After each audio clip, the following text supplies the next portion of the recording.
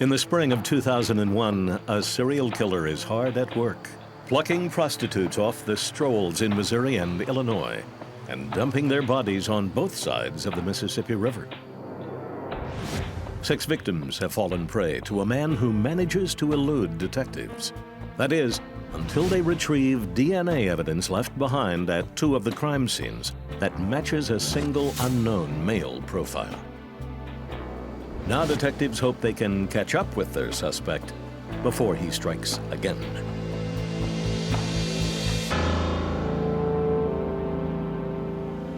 The unknown male DNA that was found with the 2 victims became part of our databasing system here in the United States, which is called CODIS.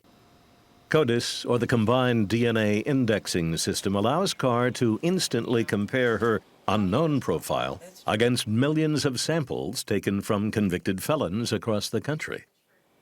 Despite the power and scope of this tool, no matches are found.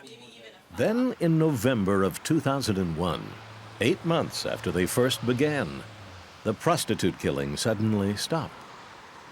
And we had several theories developed as to why they stopped in October. Perhaps the 9/11 crisis that occurred, perhaps this person was in the military, perhaps he was called, up into the military.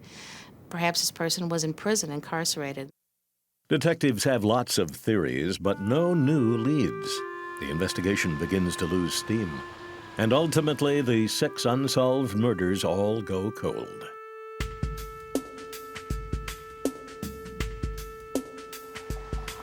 On the 5th floor of the St. Louis Post-Dispatch building, reporters work to an internal rhythm, tapping sources, refining angles, and reducing it all to words on paper.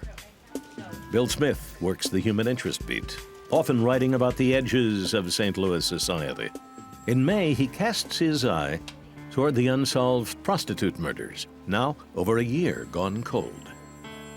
These women, I felt, had stories and had lives, and there was a need, I felt, and some of the people at our paper felt also, to put faces and a humanity to these women. On May 19th, Smith pens an article about victim number 2, Teresa Wilson. 5 days later, a letter addressed to Smith arrives at the newspaper. And it began with the words, "Dear Bill, nice sob story on Teresa Wilson." The letter goes on to read, "Write one about Greenwade.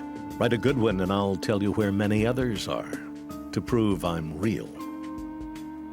Attached to the letter, the killer's proof that his boasts are genuine. A map leading to what is identified as victim number 17.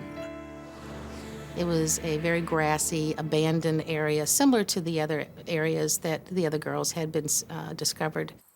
Back off the highway, they find a body.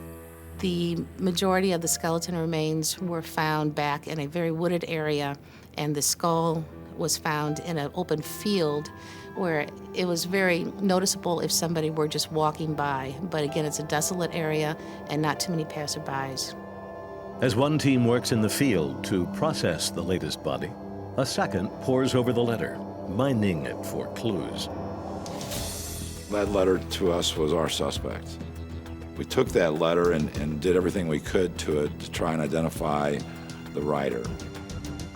Forensic technicians combed the letter for fingerprints or DNA, with no luck. Then they turned their attention to the burial map attached to the letter.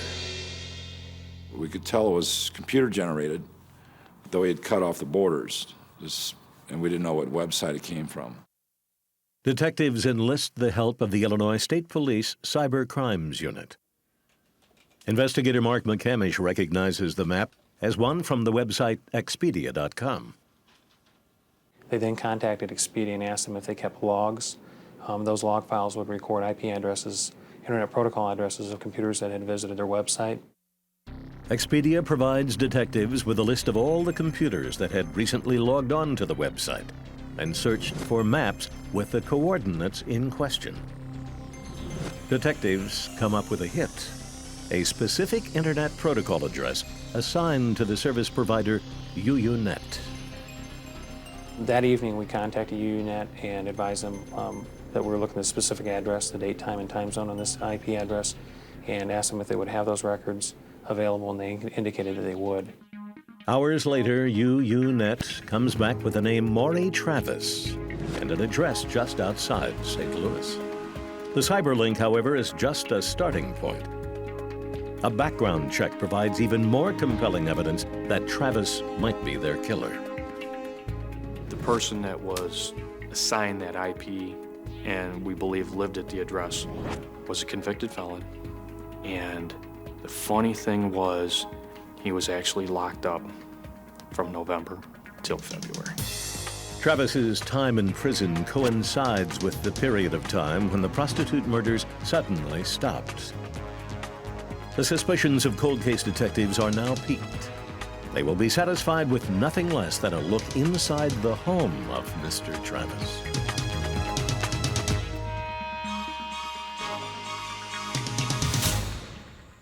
Investigators begin a conversation with Maury Travis in the hopes that he will volunteer more information. But Travis gives up nothing. Travis is ushered out of the house, and a forensic team begins to work. Upstairs, the home is immaculate. The basement is a different story.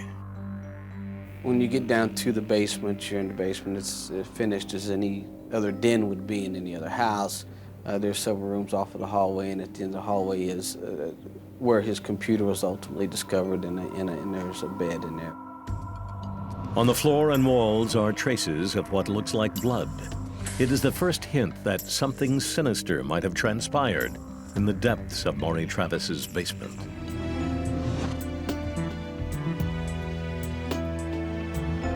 On the 4th floor of the St. Louis Metropolitan Police Department, Maury Travis sits across a table from Harry Hager, a seasoned cop hell-bent on the truth. Hager's secret weapon? A can of Diet Coke.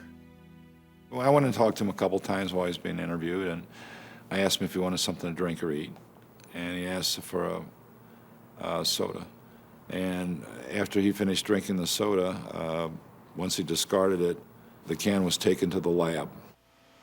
At the DNA lab, a genetic profile is pulled from saliva left on Maury Travis's soda can and compared against DNA samples culled from 2 of the crime scenes. The result? A match. When I sat down and I compared against the profiles, I was shocked, but I wasn't shocked, but I was just relieved that it was going to be over. The DNA match ties Travis to the murders of Yvonne Cruz and Brenda Beasley. But that's just a small glimpse of Travis's career as a killer. Back inside the Travis basement, they find videotapes that link him to more. The videotapes themselves are very graphic. There is a murder. You can physically watch him take the life of another human being. There are brutal physical assaults. There are brutal sexual assaults. They're very graphic, very brutal tapes. Travis's torture was psychological as well as physical. Here, an audio excerpt of Travis exerting control over one of his victims. I can't hear you what you're saying. Say it clear. You want the master that pleases me to serve you. You are the master that pleases me to serve you. With control established, Travis's voice sweetens, and the mind torture continues. You sorry? Yes, You sorry about what? everything. Jumping in the car with a motherfucker you don't know? Huh? Yes, You sorry? yes. You want to say something to your kids? Mama, sorry. Murder victims Teresa Wilson and Betty James appear on the videotapes. At one point, Travis even boasts of his handiwork. This is first kill, number 1. First kill was 19 years old. Name, I don't know. Don't get it. First kill was nice. In total, cold case detectives linked Travis to at least 12 unsolved slayings.